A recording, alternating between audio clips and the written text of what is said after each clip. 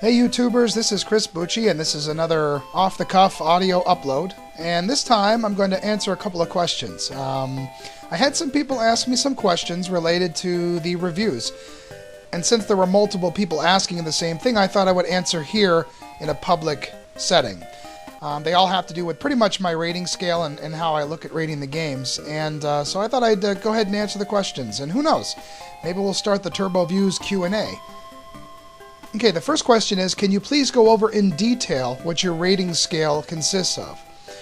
Well, as you know, obviously I rate everything out of 5. So the way I break everything down is, a 5 out of 5 is awesome. It's near flawless, if not flawless. It's the best of the best of the best. A 4 out of 5 is a great game. You know, it's got a couple of things that keep it from really being flawless or near flawless, but man, it's still a great game. A 3 out of 5 is an average game. It's a good game. You know, it's right smack dab in the middle. It's fun for a little bit. It doesn't have the replay value of a 4 or a 5, but it's still a good game. A 2 out of 5 is a below average game. It has some issues keeping it from really being anything that's worth picking up. A 1 out of 5 is a poor game. That's one that just is missing something. It's just not a very good game at all. And a 0 out of 5 probably will never going to hit. To me, if a game turns on, it deserves at least a half a star. So, more than likely you won't see a 0 out of 5. But and then obviously in the middle we have the half stars. I usually round up. Obviously this is TurboViews, so it's a TurboGrafx 16 bias review show, so I tend to like the games quite a bit. If I was reviewing against other systems or other games, maybe I'd be a little tougher on them, but because we're trying to really take a look at the TurboGrafx 16 collection, I try to be fair and try to enjoy them because I just love the system. It was my favorite nostalgic system growing up, and I'm glad that I can do these reviews. So if you have something, let's say a 3.5 out of 5, that's still a really good game. Okay.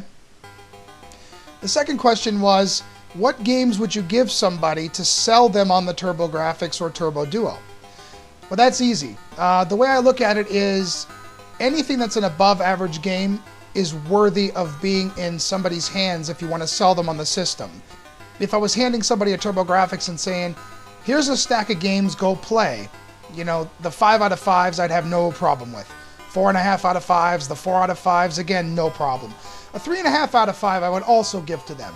Anything that's above average, I think, is definitely a plus. And so I would definitely suggest anything that's a 3.5 or above is really worth your time and a lot of fun, if you like that kind of genre, whatever it is. And the other question was, how much time do you spend playing the games before you actually review them? I spend a lot of time on the games. I really do.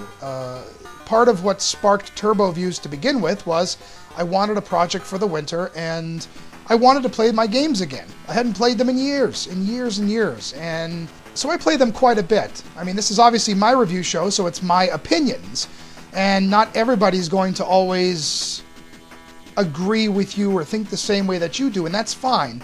But what I wanted to make sure was that my reviews were as detailed as possible, so that even if you don't agree with me, you can't say that I don't give you a very detailed reason why I feel the way that I do.